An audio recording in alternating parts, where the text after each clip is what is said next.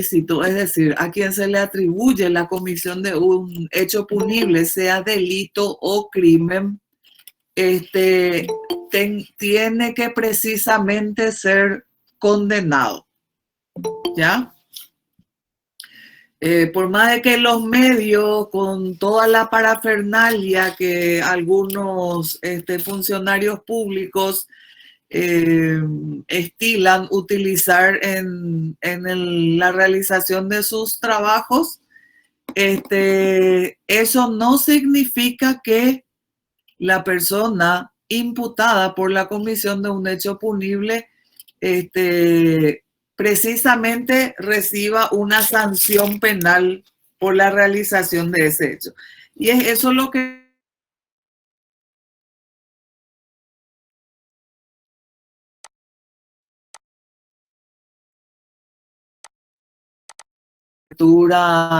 en los medios de televisión, si mal no recuerdo, un hecho punible que se empezó a investigar que ocurrió en la ciudad de Luque. Y me preocupó bastante porque transmitieron por televisión, por un programa matutino el fin de semana, y fueron detalladamente, el cronista fue detalladamente relatando el procedimiento fiscal y policial. Por supuesto que fue algo así como que de película más o menos. Se golpeó el portón, se ingresó al patio. Lo cierto es que se filmó toda la propiedad, la privacidad de este señor fue totalmente violentada al extremo de que con la filmación ingresaron al dormitorio de donde se encontraba. Se cayó, no sé si quiso esconderse debajo de la cama, la cuestión es que le levantaron del suelo, le enfocaron en el rostro y cómo queda la presunción de inocencia. Constitucionalmente consagrado. Y no es un detalle menor, por eso les estoy trayendo a colación, porque ustedes como estudiantes de Derecho, ojalá ya estén contribuyendo desde donde se encuentran a buscar consolidar el Estado de Derecho. Porque si derechos, garantías constitucionalmente consagradas no son respetadas, son violentadas, entonces es como el estudiante de medicina. Mueren las personas por enfermedades que no tienen cura, entre comillas. El COVID, la pandemia ha visto que hay pacientes recuperados. Entonces, significa que hay esperanza. Entonces me preocupa que un estudiante de medicina, ante las noticias de que vamos a morirnos todos, digan, y bueno, ¿para qué yo voy a seguir estudiando? Algo así. Es un extremo, un ejemplo extremo, pero el caso de ustedes, si ven los noticieros, van a percatarse de que a una persona a quien le asiste la presunción de inocencia consagrada en la Constitución Nacional, le presentan como un criminal, porque este hecho punible, ¿alguien sabe de lo que estoy hablando? Sí, profe. A ver, Emi. Del joven que ¿cómo se dice? Que se fueron a allanar toda su casa en Luque por microtráfico. Creo que es Bazán su apellido, el joven. Que tiene como pareja a la abogada. Más de 300.000, ¿cómo se dice? Dosis de cocaína. Dosis de cocaína, sí. Dosis de cocaína. Se presupone de que él es responsable del tráfico de más de 300.000 dosis de cocaína en Central. Ahí en la zona de Luque. Ya. Esas 300.000 dosis, ¿en qué lapso de tiempo se encontró en su poder?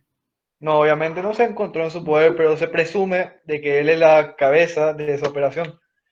Ya, ya.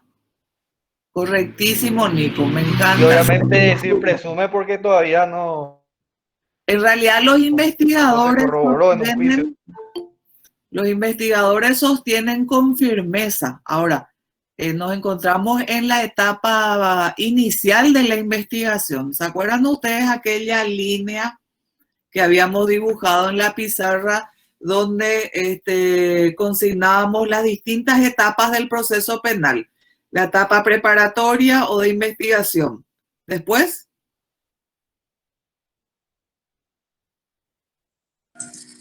¿Garantías pasan? ahí interviene el juez penal de garantías. En la siguiente etapa, la etapa intermedia, interviene el juez penal de la etapa intermedia, dice el Código Penal, pero en la práctica son los mismos jueces penales de garantías. En la tercera etapa de juicio oral y público, interviene el tribunal de sentencia colegiado. Y finalmente, en la etapa de ejecución. ¿Ya? Entonces, en este proceso penal que Emino y Nico nos recordaran, en una etapa, incipiente, dicen los fiscales muchas veces. ¿Qué significa eso? Apenas está iniciando el proceso penal, apenas está empezando el proceso. Entonces, me preocupa sobremanera y les dejo la pelota en la cancha de ustedes a ver qué hacen con esa pelota, porque sinceramente les decía yo que sean presentadas estas personas con el rostro descubierto y ya presentado ante la opinión pública como responsable de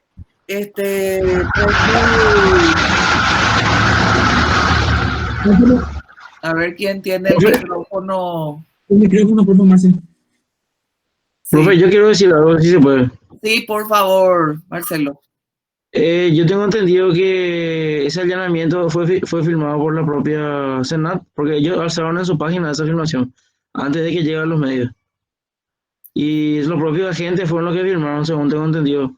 Pues todos mis compañeros de la otra carrera de periodismo que me dijeron que justamente ellos se fueron a buscar el video y que el video le pasaron a ellos porque la Senat fue la que filmó, que no tuvieron nada que ver ni un medio periodístico en esa intervención, ¿verdad?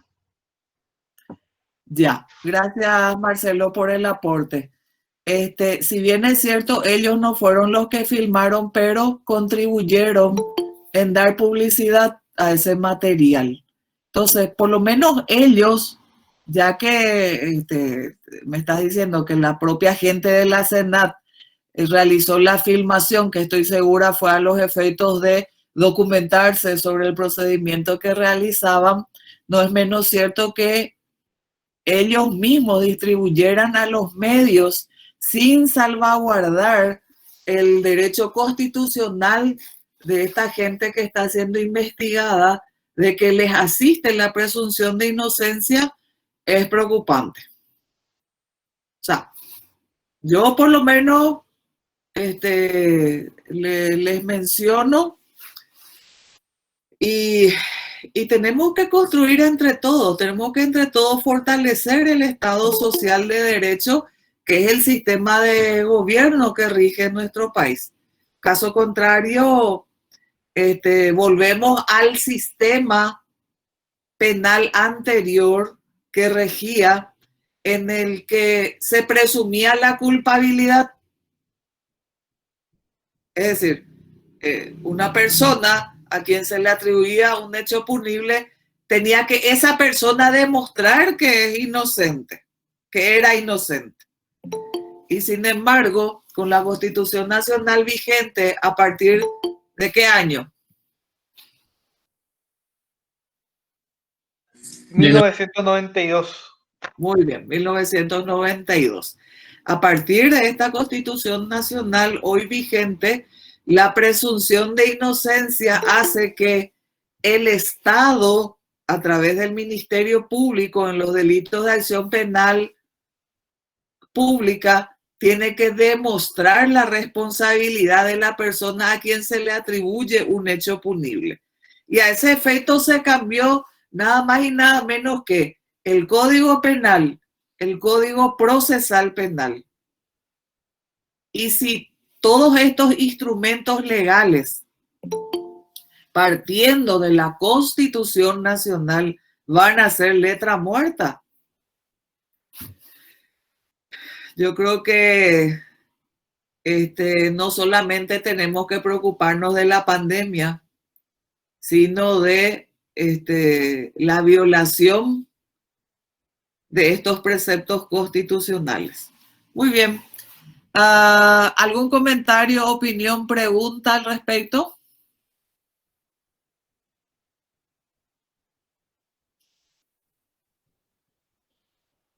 Ante el silencio, empezamos la clase entonces. Espera, doctora, estoy pensando todavía en la pregunta, estoy craneando. Enseguida le digo.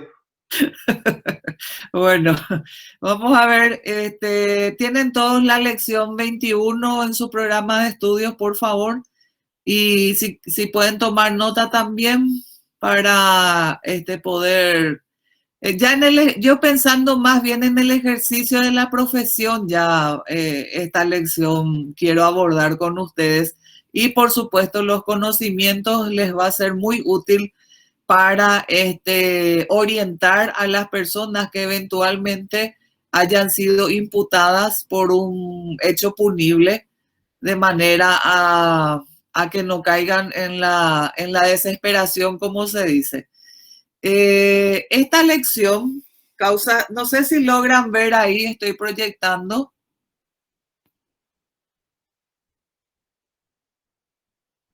No, profe, no está saliendo nada. No está saliendo. Bueno, Ahora esperen. ya craneé más o menos. A ver, estás fabricando una pregunta, Nico. No seas malo. Sí. Una de las preguntas que tengo, ¿bajo qué presupuestos a una persona se le puede allanar? Como en estos casos, porque ya todavía no se le hizo un juicio, obviamente, ni Sí, nada por el estilo, pero ¿bajo qué presupuesto el Estado puede irrumpir dentro de tu propiedad privada con tal de allanarte? Y segundo, no hay ninguna sanción para aquellos de Asenas que publicaron todo ese tema. En caso de, porque eso le daña totalmente la fama a esta persona. sí, Pero yo creo que la razón por la que la Senat subió eso es como para promover su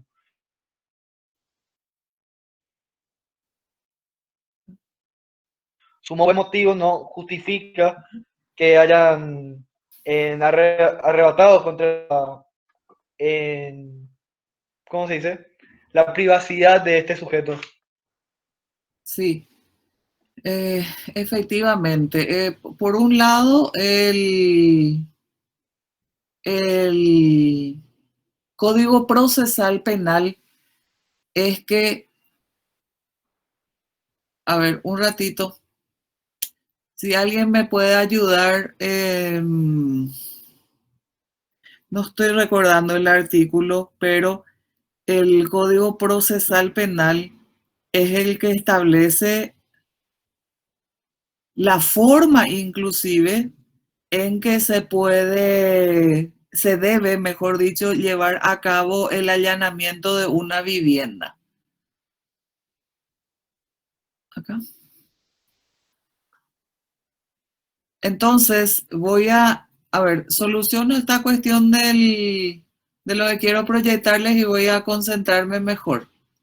Un segundito, ténganme paciencia, por favor.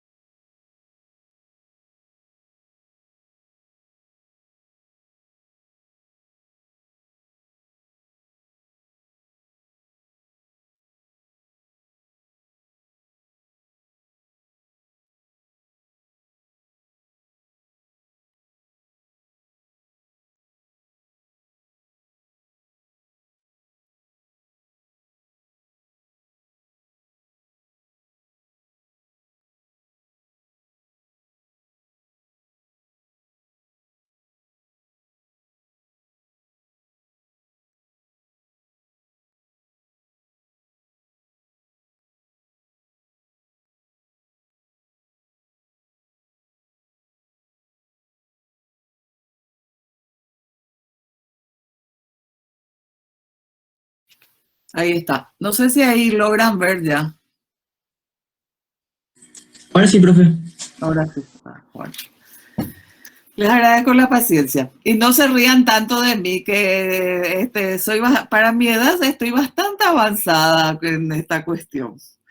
En fin, bueno, ¿alguien tiene su código procesal penal para ayudarnos con la pregunta de...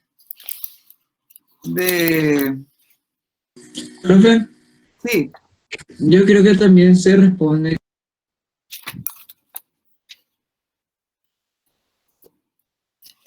no estoy escuchando. Perdón, profe, que también Sí. se resuelve con el artículo 34 de la Constitución Nacional. ¿Qué dice el artículo 34? Habla de el derecho a la inviolabilidad de los recintos privados Sí, y que solamente por orden judicial puede ser allanado. sí, efectivamente, por orden judicial. Asumo que en este caso tenían la orden judicial. Ahora, de lo que estamos hablando fundamentalmente es sobre la violación de la presunción de inocencia que asiste a esta persona que está siendo investigada, teniendo en cuenta que por todos los medios de comunicación se dio publicidad al procedimiento y particularmente a su rostro. Ustedes habrán visto que hay publicaciones en las que el investigado tiene una capucha que dice por el rostro, por la cabeza, que dice Policía Nacional.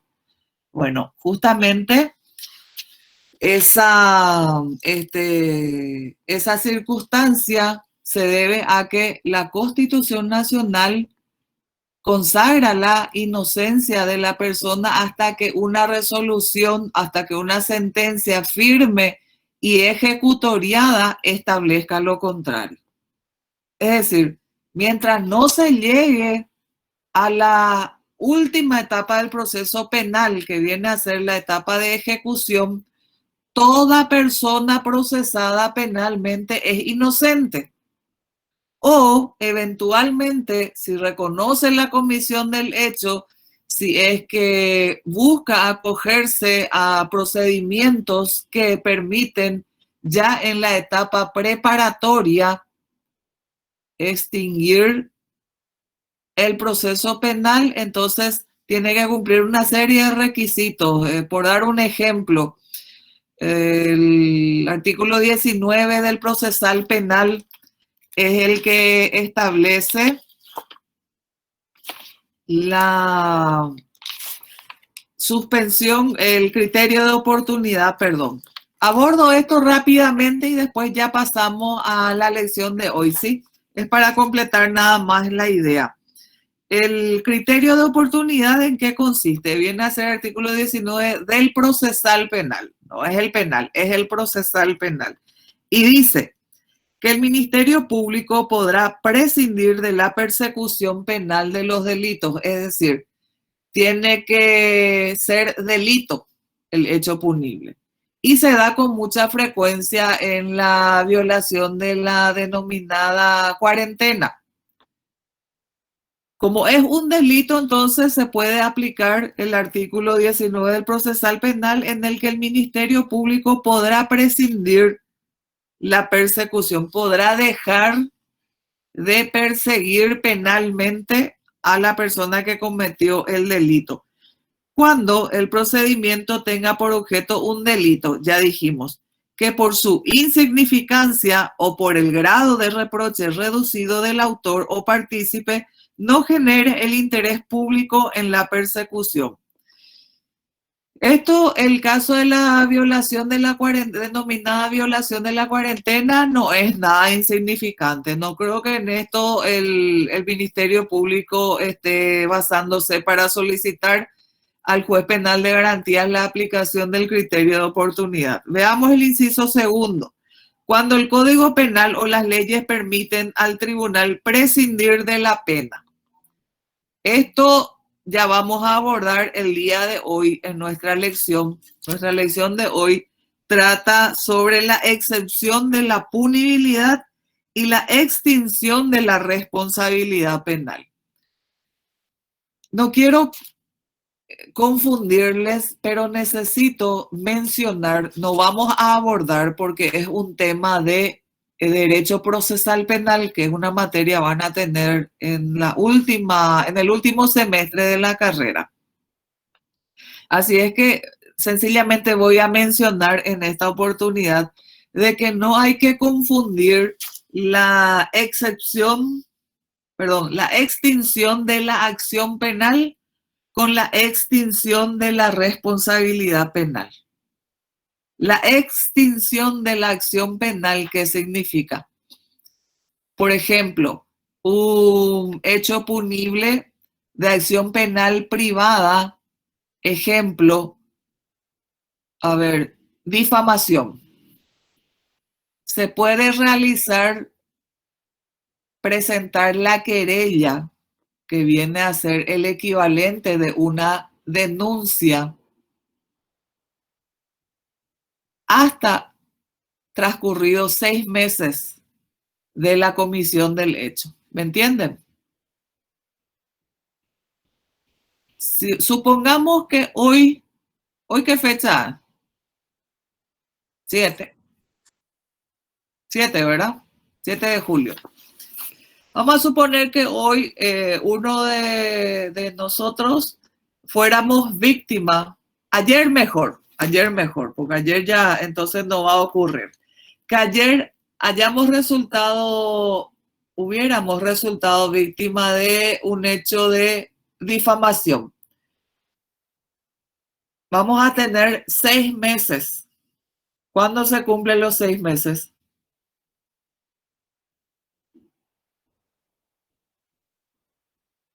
Vamos a tener tiempo hasta el 6 de enero de presentar una querella. Un escrito de querella viene a ser un escrito de denuncia, pero con patrocinio de abogado. Una denuncia yo puedo realizar en la comisaría o en la fiscalía sin necesidad de que un abogado me firme esa denuncia en los delitos de acción penal pública. Sin embargo, en los delitos de acción penal privada, ¿cuáles son esos delitos de acción penal privada? Se encuentran en el artículo 17 del Código Procesal Penal, que fue modificado por la ley 3440/2008. Hay algunos delitos de acción penal privada contemplados en el 17 del procesal penal que pasaron a ser de acción penal pública. Bueno, me encantaría seguir con este tema, pero necesito desarrollar la clase hoy. En todo caso, al final de la clase vamos a retomar si es que nos da el tiempo. Muy bien. Tenemos entonces, ¿cuáles son las excepciones? En primer lugar, ¿qué significa la exención de la punibilidad? El artículo, vayan buscando por favor, el artículo 64 del Código Penal, mientras vamos a definir la exención. ¿En qué consiste? Significa que, si bien es cierto, se dan los 3 elementos del hecho punible, que son la tipicidad, la antijuridicidad y la reprochabilidad, pero aún así no es punible esa conducta. Vayamos al artículo 22 del Código Penal, si alguien puede dar lectura, por favor.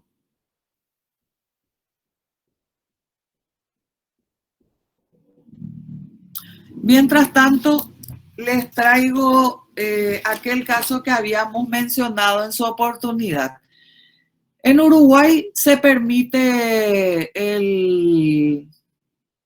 permitido fumar marihuana. ¿Ya? En nuestro país está permitida la tenencia, pero hasta 10 gramos. Y, por supuesto, junto con la persona que tiene en su poder esta cantidad de marihuana, tiene que tener un carnet expedido por el Ministerio de Salud que le autoriza por una cuestión de tratamiento médico por adicción. En Uruguay no se sanciona. En Uruguay está permitido fumar marihuana en lugares públicos, etcétera, etcétera.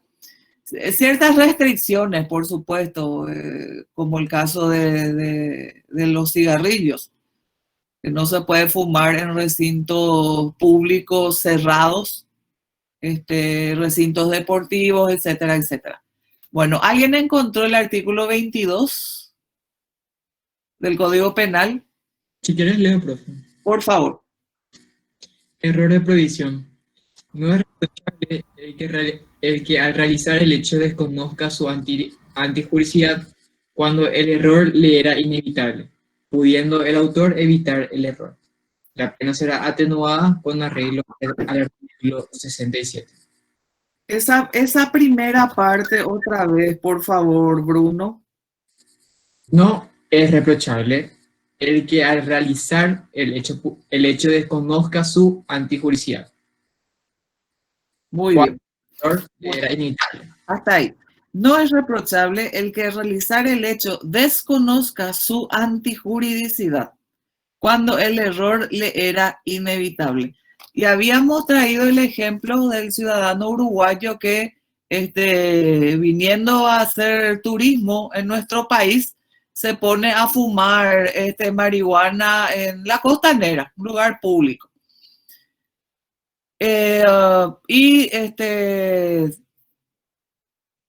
Para este tipo de personas, él desconoce la antijuridicidad. ¿Qué significa esto? Que esa conducta está prohibida por la ley. ¿Por qué? ¿Por qué? Porque en su país sí está permitido. Entonces, el error de prohibición, entonces, cuando hay un error de prohibición, la punibilidad se excluye. ¿Entienden? Y así hay distintos casos en los que el legislador establece.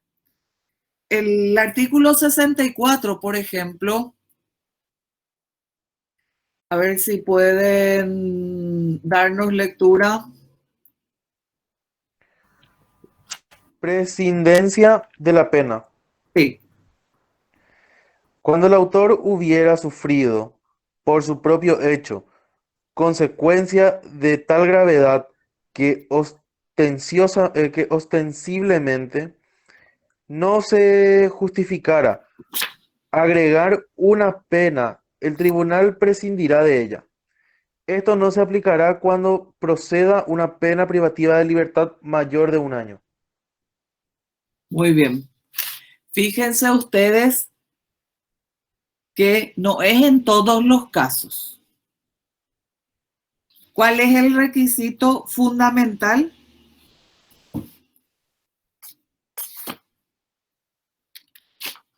El requisito fundamental es que es que te haya ido peor. Es que te haya ido peor con el acto en sí. Sí, exactamente. Muy, muy apropiado el lenguaje. Y que ese hecho punible no tenga contemplada una pena mayor de 1 año. Y la verdad que en los delitos de acción penal pública, por lo menos, bueno, podría darse, no, tampoco, porque se acuerdan ustedes que cuando la mínima es de 6 meses, cuando no contempla la pena mínima, automáticamente tenemos que tener en cuenta que la pena privativa de libertad es la de 6 meses. Ahora, ya no quiero que se desesperen porque en la segunda parte de derecho penal que van a tener, tengo entendido que del 5º semestre se trajo al 4º, es decir, ustedes ya van a tener en el siguiente semestre derecho penal segunda parte y ahí en esa materia van a ir estudiando los distintos hechos punibles. Así es que lo fundamental aquí es que tengan bien claro de que, como decía Nico, el autor haya sufrido por su propio hecho una consecuencia de tal gravedad que no se justifica agregar una pena. Ahora bien, ese hecho punible no tiene que ser mayor a 1 año. En resumen, lo fundamental es que en la ley tiene que estar contemplada la excepción. El legislador tuvo que consignar en la norma penal y los requisitos son estos que están contemplados en el artículo 64. La otra causal de exención es el retiro de la instancia. Lo encontramos en el artículo 99. A ver si Bruno tiene a mano para proyectar y nos leen. Gracias, Vero. Estaba sin el chat a la vista y nos transcribió ella el artículo 4, el principio de inocencia. Excelente. Gracias, Vero Zaragoza.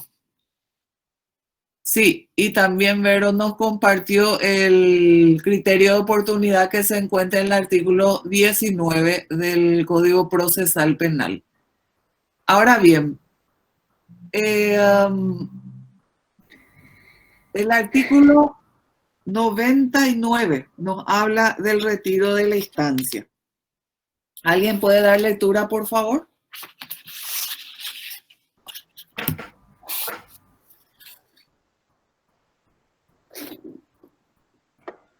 El autorizado podrá desistir de la instancia mientras no se haya dictado sentencia definitiva. En tal caso, no se admitirá reiterar la instancia. Correcto. ¿Qué significa esto? Que la propia víctima, ¿quién es la persona autorizada? La propia víctima. O, en su caso, el representante legal si es que la persona, la víctima, es incapaz. Y ustedes ya dieron en derecho civil quién es incapaz. A ver si me recuerdan, por favor, porque no es mi fuerte el derecho civil, tengo que reconocer. ¿Alguien recuerda quién es incapaz? Los menores de 14 años, Los interdictos. Los enfermos mentales con interdicto y los sordomudos que no se pueden dar a entender. Muy bien, muy bien.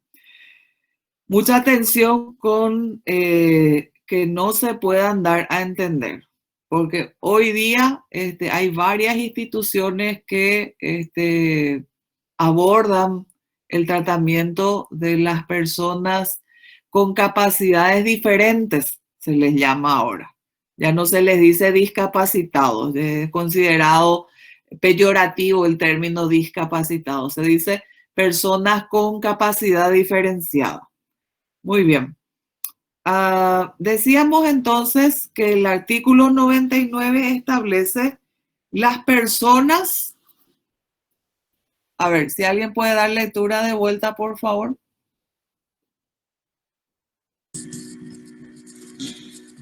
El autorizado podrá desistir de la instancia mientras no se haya dictado sentencia definitiva. En tal caso, no se admitirá reiterar la instancia. Muy bien. Y la persona autorizada, como habíamos mencionado, es la víctima o su representante legal en caso de que un incapaz sea la persona víctima de un hecho punible. Obviamente, se realizó la denuncia, pero puede retirar, no es la denuncia propiamente, sino que desistir de la instancia antes de que se dicte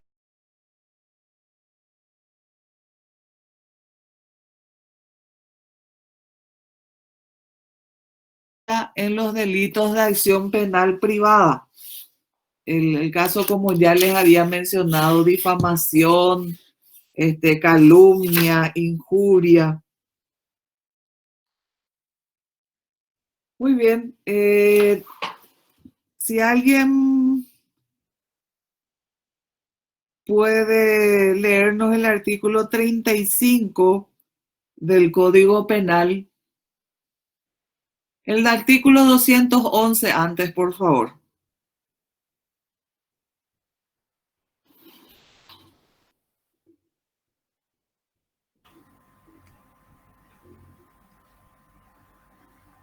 Desistimiento activo. Sí. Cuando en los casos de los artículos 203 al 210 el autor eliminara voluntariamente y en tiempo oportuno el estado de peligrosidad, el tribunal atenuará la pena prevista con arreglo al artículo 67 o prescindirá de ello. 211 es ese del Código Sí. Penal. Sí, profe. Sí. Sí, señora. Creo que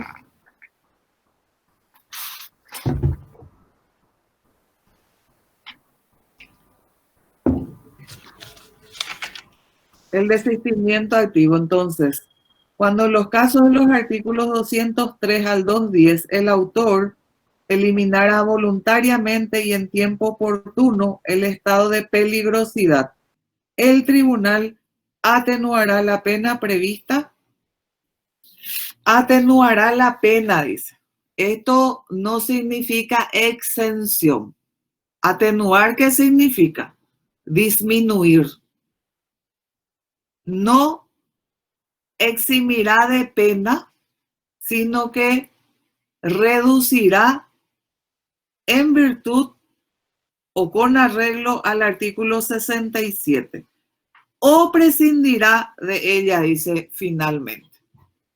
Así es que el copulativo o tenemos que aprender también a interpretar gramaticalmente las normas.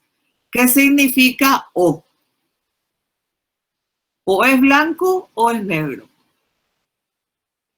O es cerrista o es olimpista. No pueden ser las dos cosas al mismo tiempo. O te quiere o no te quiere. Así de sencillo. En fin. Bueno, traemos a colación el artículo 35 del Código Penal, que justamente hace referencia a los parlamentarios. ¿Alguien puede dar lectura, por favor? Declaraciones legislativas. Sí. Los miembros de la Convención Nacional Constituyente y del Congreso no serán responsables por los votos emitidos y por sus declaraciones en el órgano legislativo o en sus comisiones, sin perjuicio de la responsabilidad que pudiera corresponderle en el seno de los mismos. Correctísimo. ¿Qué nos dice el artículo 35? Que creo que los constituyentes ya quedan muy pocos, no tengo en mente quiénes son, pero los parlamentarios los tenemos a todos a la vista. Y dice la norma que no serán responsables por los votos emitidos. Es decir, están eximidos penalmente. Ahora bien, mucho ojo, mucha atención. Esto es por las declaraciones formuladas en el órgano legislativo o sus comisiones. no es con relación a la vida privada. Mucho ojo, mucha atención. No quiero, tenemos muchísimos ejemplos, pero prefiero no traer uno específicamente a colación que se iba conduciendo su vehículo y atropelló la barrera policial. No voy a decir nombres porque puedo herir susceptibilidades, pero pregunto, esa es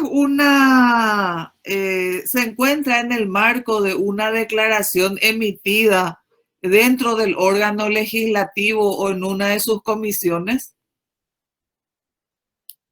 Obviamente que no. Dudo Estaba, demasiado que atropellar una barrera sea eso. señor, Dudo demasiado que una barrera sea eso.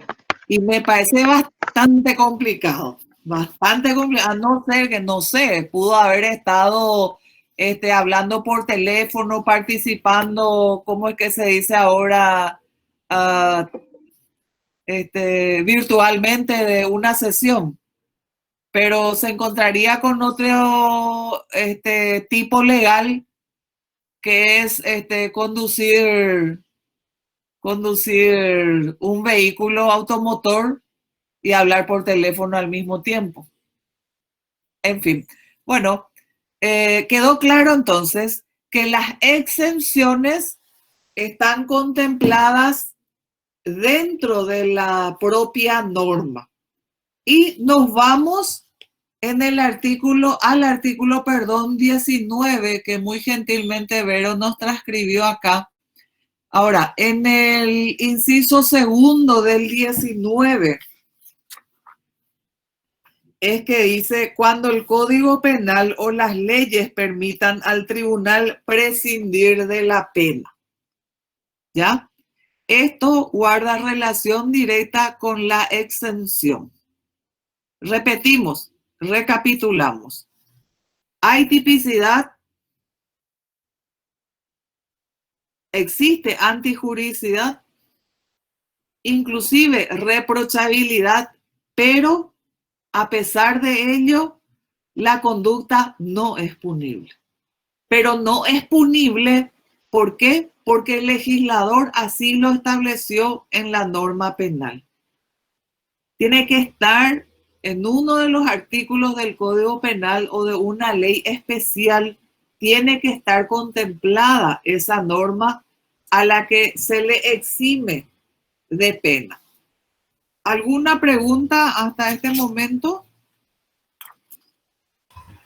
Doctora, sobre el punto, veo nomás acá que dice, en el artículo 211 se refiere a las excusas absolutorias de sentimientos activos en lesiones, dice, ¿verdad? Y específicamente en la 272 hace relación con los hechos punibles contra la existencia del Estado, que es lo que vimos recién, ¿verdad? Lo que hablamos sobre el punto de los legisladores y eso. O sea que hay dos artículos, pero diferentes, o sea, una es por lesiones y la otra es directamente contra la existencia del Estado, dice. A ver, Claudia, ¿podés leernos, por favor?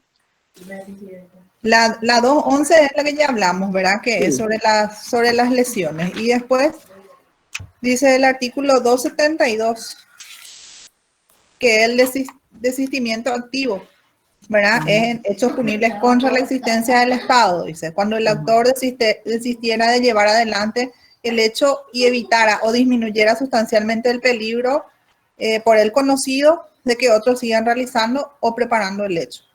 Y dos, voluntariamente impidiera su consumación, el tribunal podrá atenuar la pena con arreglo al artículo 67 o prescindir de ella, dice. Y el artículo 67, a ver, me voy a ir hasta ahí otra vez. Para entender nomás, porque hay una diferencia, ¿verdad?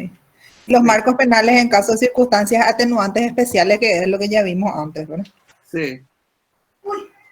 Nada, y eso nomás quería un poco poner el punto. Muchas gracias, Claudia. Muy acertada tu acotación. Eso. Bueno, entonces,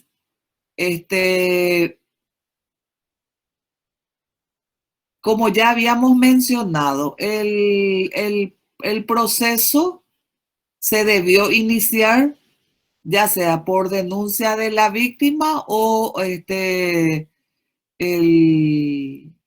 representante legal en el caso de las personas incapaces, o directamente el Ministerio Público por algún medio de comunicación tuvo conocimiento de la comisión del hecho punible, entonces inicia la investigación.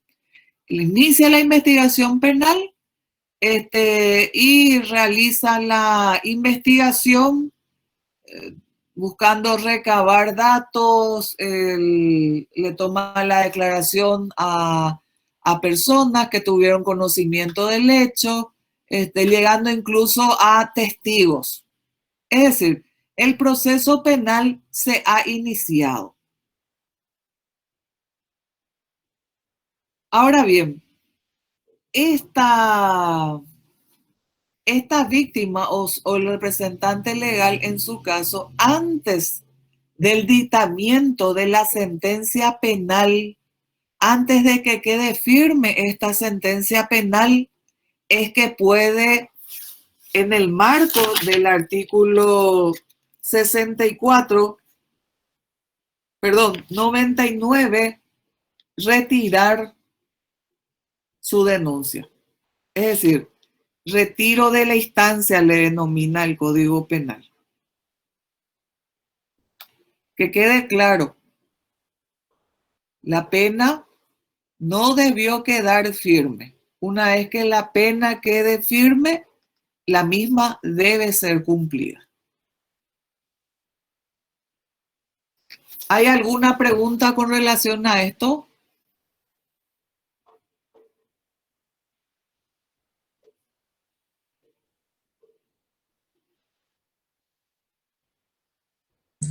Todo claro, profe. Ok. Muy bien. No sé si pudieron apreciar que florecitas y todo les puse en el material. No pueden quejarse de esta profesora. Para colmo está lloviendo y en fin. No sigo. Ahora, con relación a la segunda parte de la lección 21, causas de extinción de la responsabilidad penal.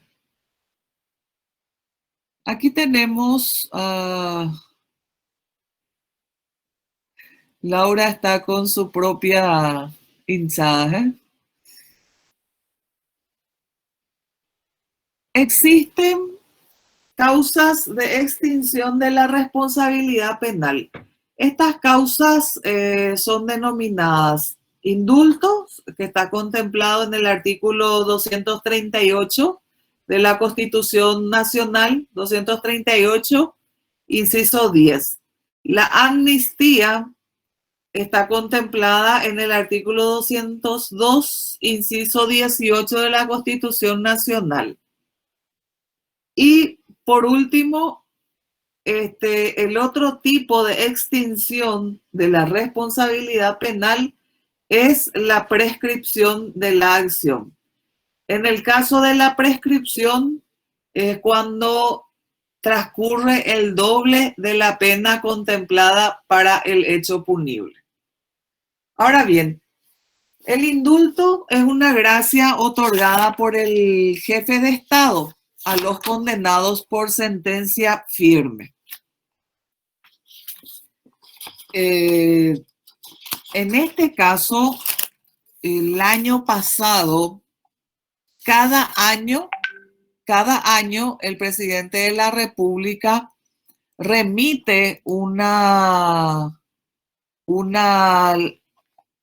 el nombre de una persona condenada que está cumpliendo con la privación de libertad, ya sea en la Penitenciaría Nacional de Tacumbú o en cualquier otra institución penitenciaria. Un varón y una mujer en el caso de quienes están, o sea, mejor dicho, las mujeres cumplen la condena de la prisión en el Buen Pastor. El año pasado se dio una peculiaridad que consistió en que se elaboró una lista de 1.500 personas que iban a ser indultadas. Esto ganó estado público y por supuesto la ciudadanía se levantó contra esta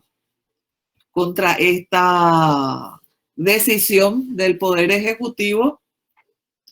Y bueno, esto fue el año pasado, después llegamos a este año y en marzo que se tenía que dar la lista, finalmente no ocurrió, por lo que ya sabemos todos, la pandemia que trajo consigo la medida sanitaria de la cuarentena. Es una facultad otorgada por la ley al jefe de Estado, al presidente de la República. No se desconoce porque está en la propia Constitución Nacional esta atribución. Solo que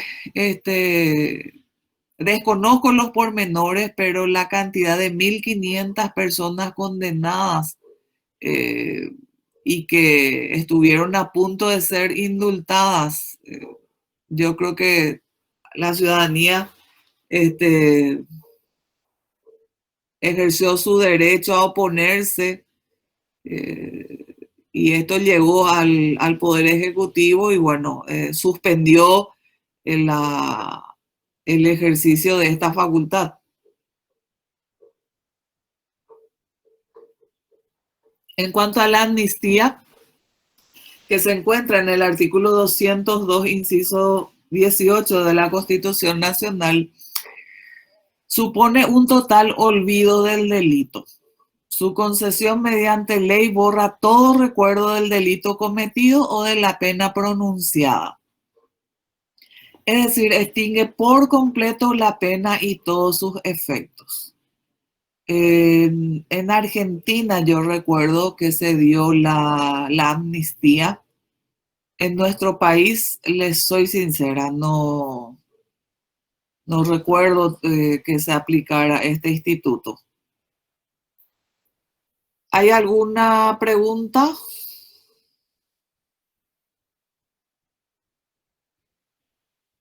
No estoy viendo el chat porque estoy con la proyección de la lámina.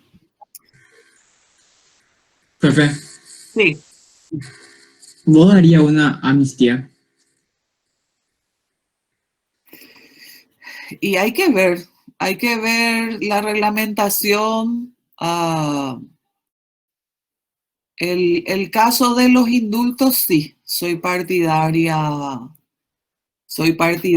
porque realmente hay personas que están viviendo en condiciones infrahumanas en las distintas penitenciarías de nuestro país.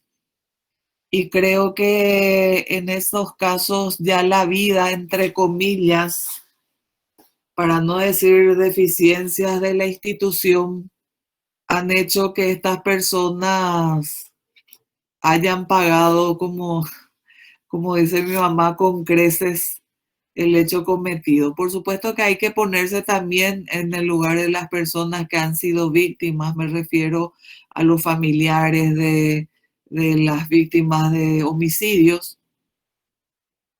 El caso que ocurrió la semana pasada que causó mucha conmoción, el homicidio múltiple, si bien es cierto, el supuesto autor de este deleznable crimen, él acabó con su vida y tenemos que recordar que la responsabilidad penal es personalísima.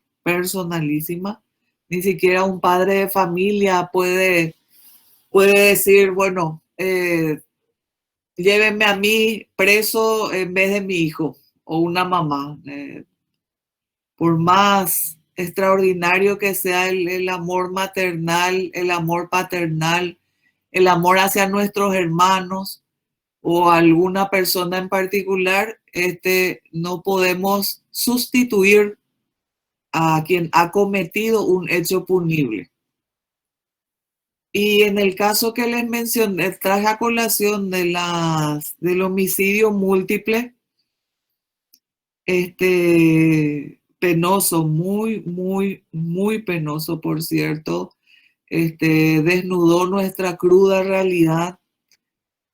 Por un lado, probablemente este señor, este aislamiento social que nos vemos obligados a vivir. Acuérdense que a las a las fuerzas públicas de seguridad, llámese Policía Nacional o Fuerzas Armadas, fuerzas militares, perdón, les ha sobreexigido a ellos y, ¿por qué no? Muchos funcionarios del Ministerio Público, funcionarios judiciales también, me incluyo, porque sinceramente con la declaración de la emergencia sanitaria y a nivel mundial de la pandemia, nos vimos forzados a un estilo de vida al que no estábamos acostumbrados. El tener que dejar de ver a los seres queridos, inclusive me tocó a mí en una ocasión, una amiga llegó hasta mi casa por una cuestión urgente y no pude abrazarle. Me sentí, ni siquiera sé cómo explicar, pero fue tan fuerte la impresión que tuve. Gracias a Dios, yo estoy con mi mamá y con mi hermana, ¿verdad? Vivimos en la misma casa y no he sentido mucho el rigor que implica no poder verle a los seres queridos más cercanos. Entonces, me pongo en alguna medida en el lugar de este personal policial que tomó tan drástica decisión. Entonces, hay tantas aristas, este hecho punible, este homicidio múltiple, tiene tantas aristas para reflexionar, que la sobreexigencia que muchas veces al personal policial le damos, no le perdonamos una a un personal policial. Sin embargo, a un futbolista que juega en la delantera, Dios me libre y me guarde. Casi le perdonamos, pero de distintas maneras. Pero prácticamente al policía, así como al arquero de fútbol, no se le perdona nada. Un error, en fin, disculpen las comparaciones, pero en alguna medida necesito amenizar también, porque realmente este hecho fue muy grave y no podemos sustraernos del mismo. Lo que puedo mencionar desde el punto de vista del derecho penal es que el suicidio no está penado. El suicidio no está penado. Entonces, ¿de qué puede servir una investigación penal? ¿De qué puede servir una investigación penal? Es la pregunta de la gente. Y puede servir para determinar si realmente esta persona era reprochable en el momento de la comisión del hecho, y eventualmente, si es que tiene bienes, suponiendo que se encuentre una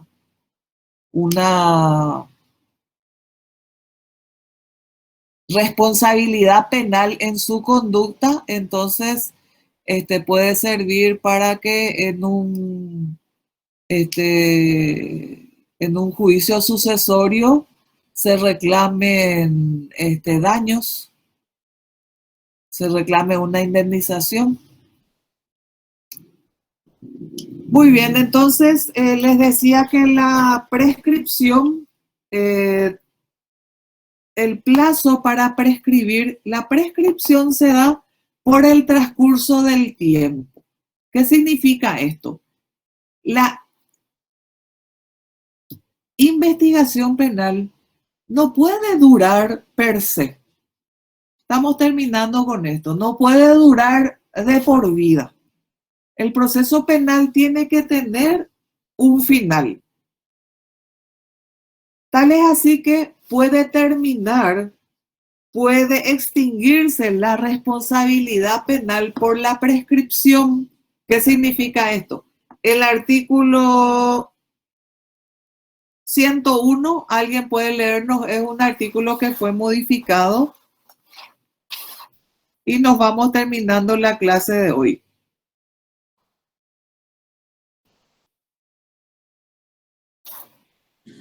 Te leo, profe. Sí, adelante. Está modificado por la ley 3440 del 2008. Perfecto. Aquellos que no tienen la versión modificada, tomen nota, por favor. Efectos. 1. La prescripción de un hecho punible impide la aplicación de una sanción penal. Esto no se aplicará a lo dispuesto en el artículo 96. Muy bien. La primera parte de la norma dice, la prescripción de un hecho punible impide la aplicación de una sanción penal. Fíjense ustedes, la pena no podrá imponerse, no podrá ejecutarse a raíz de la prescripción. ¿Y cuánto tiempo? El artículo 102 nos habla de los plazos. ¿Qué dice el artículo 102, Bruno? Dice, 1. Los hechos punibles prescriben en 15 años cuando el límite máximo del marco penal previsto sea de 15 años o más pena privativa de libertad. Ya. El 2. 3 años cuando el límite máximo del marco penal previsto sea pena privativa de libertad de hasta 3 años o pena de multa.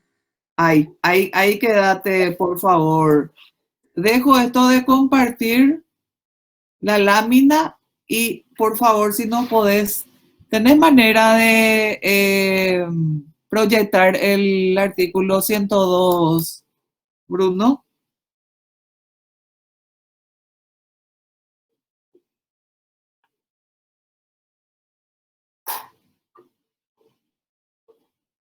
Creo que hay que fijar más modificado, profe, porque creo que en PDF está un poco desactualizado. Ya, esta para mí que es la versión actualizada, porque el inciso segundo del numeral primero habla de 3 años. Dice que prescribirá entonces la sanción penal a los 3 años cuando el hecho punible tenga una pena privativa de libertad de hasta 3 años.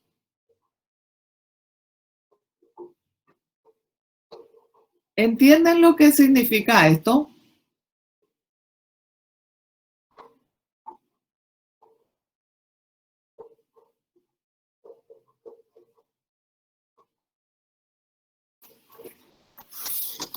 A ver, están guardando silencio, así es que yo asumo que se entendió.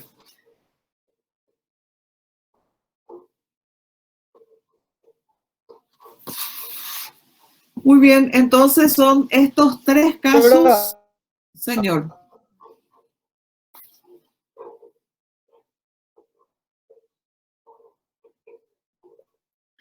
En el chat, porque el micrófono parece que no está funcionando. Como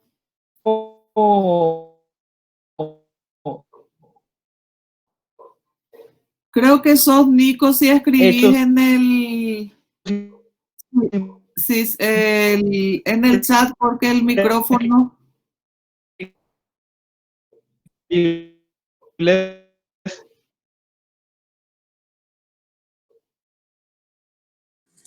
Nico, se te escucha entrecortado tu internet. Capaz que si en el chat escribís, va a ser más efectivo porque no se te escucha, Nico. Creo que si existen hechos imprescriptibles. Sí, sí, el caso de los delitos de lesa humanidad que se le llama genocidio, la tortura,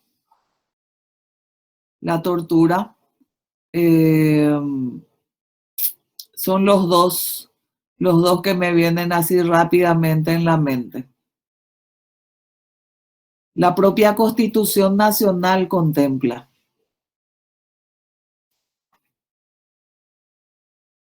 Sí, acá Bruno nos está ayudando para...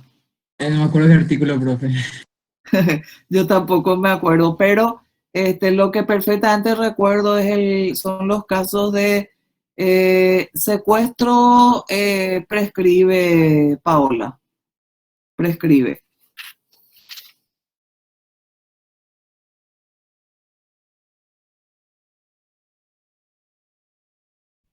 Artículo 10, profe. Artículo 10.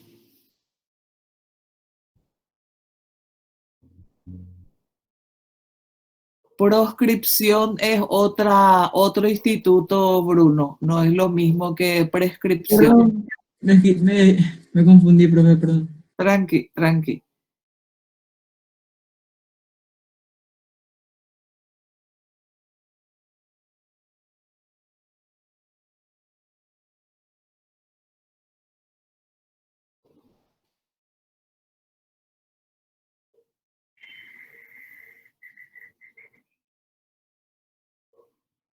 Bueno, sí, están con problemas de señal, me estoy leyendo en el chat y asumo que en cualquier momento me puede llegar a mí porque estamos con mucha descarga eléctrica. De todas maneras, los institutos fundamentales ya hemos abordado de esta lección. Este jueves va a ser nuestra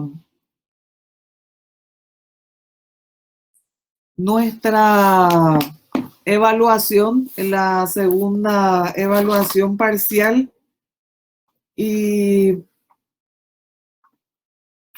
lo que les puedo adelantar es que son ejercicios de opción múltiple y obviamente les pido realicen el examen de manera tal a que les ayude a ustedes a complementar el proceso de aprendizaje, porque es la única manera que el día de mañana van a poder desenvolverse en el área que ustedes elijan, porque el derecho es tan amplio que no se limita al ejercicio de la profesión. Ustedes, de acuerdo a la decisión, al proyecto de vida profesional que tengan, pueden llegar a ser jueces, fiscales, defensores públicos, asesores jurídicos, jefes de recursos humanos de alguna empresa. Es tan amplio el derecho que las áreas en las que se puede ejercer, se puede desempeñar, es múltiple. Lo que yo quiero decirles es que les agradezco el esfuerzo. Entiendo que muchos han hecho un esfuerzo realmente en participar de las clases. Particularmente valoro muchísimo eso y me comprometió en todo momento para buscar la manera más fácil de explicarles lo que cada contenido programático me obligaba.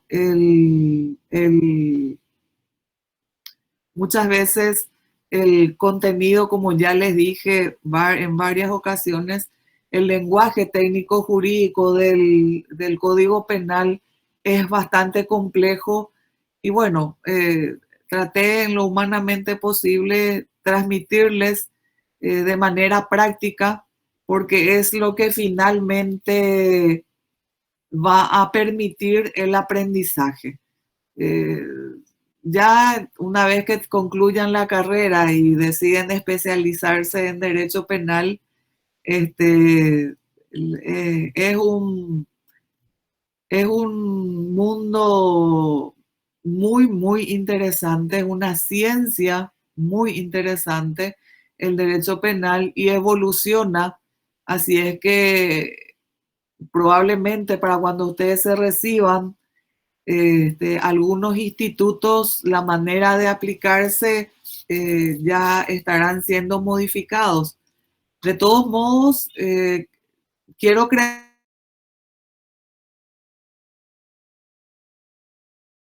por esta ciencia y ojalá por sobre todas las cosas les sirva a ustedes, ojalá por sobre todas las cosas les sirva a ustedes de manera personal y les ayude de esa manera a no incurrir en hechos punibles. También les va a ayudar muchísimo con sus seres queridos.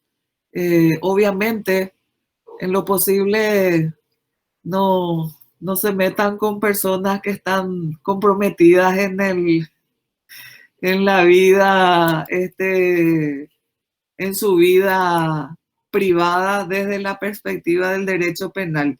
Y por último, hace rato Nicolás preguntaba sobre el allanamiento y estuve tratando de encontrar, creo que es el artículo 189, es el que contiene la que debe tener, valga la redundancia, el mandamiento, es decir, la orden, la autorización para allanar una vivienda.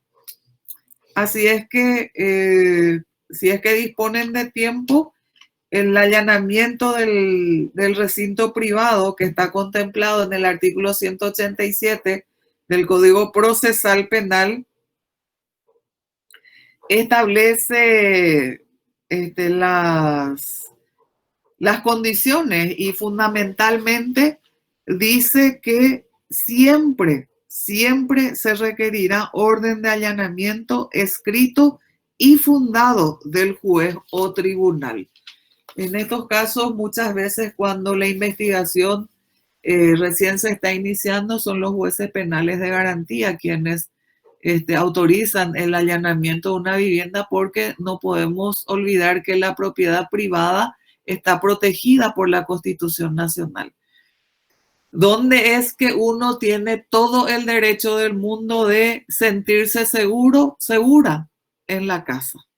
De ahí que tiene una protección constitucional y muy excepcionalmente puede ser ese derecho, esa regla, mejor dicho, puede sufrir una excepción. Y lo que recuerdo, porque me cupo estar también como juez de garantías en algún momento, lo que recuerdo es que el mandamiento de la orden de allanamiento, en ese mandamiento tiene que estar contenido qué bienes serán incautados y quién es la persona responsable del procedimiento. Obviamente, al ser el Ministerio Público, el agente fiscal quien solicita el mandamiento de allanamiento, entonces se le responsabiliza en el mandamiento sobre los abusos eventualmente que pudieran sucederse. Porque muchas veces te solicitan, y con esto cierro, muchas veces te solicitan mandamiento, una orden de allanamiento para buscar un vehículo robado y van y buscan en la caja fuerte del ropero. Entonces, esos son excesos en los que muchas veces incurre el personal interviniente. Entonces, ante esos hechos, por supuesto, existen las responsabilidades. Muy bien, si no hay alguna pregunta, damos por terminada la clase de hoy. Profe. Sí. Le quería dar las gracias de parte, hablo de todos los compañeros cuando digo que te portaste maravillosamente durante todo este semestre. que sé que nos vemos, pero ya que es la última clase le quiero acotar eso. ¿Y le parece si dejamos el examen para el jueves a las 14 horas? Ok, sí, me parece muy bien. Me parece muy bien y Dios mediante vamos a estar con la clase de repaso que va a ser el otro martes y jueves ya con vista al examen final porque nuestras actividades concluyen el 17 de julio. Como les decía, esta satisfacción que tengo de haber desarrollado por completo el plan de clases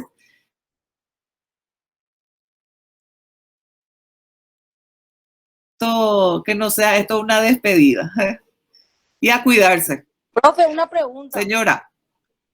Sí. Sí, profe, ¿qué tal? ¿Cómo estás? Zoraida soy. Sí. Profe, una vez terminado el allanamiento, todo ese procedimiento, eso se tiene que volver a comunicar, el Ministerio Público tiene que comunicar al juzgado algo, o ahí termina ya eso. Sí, señora, tiene que comunicar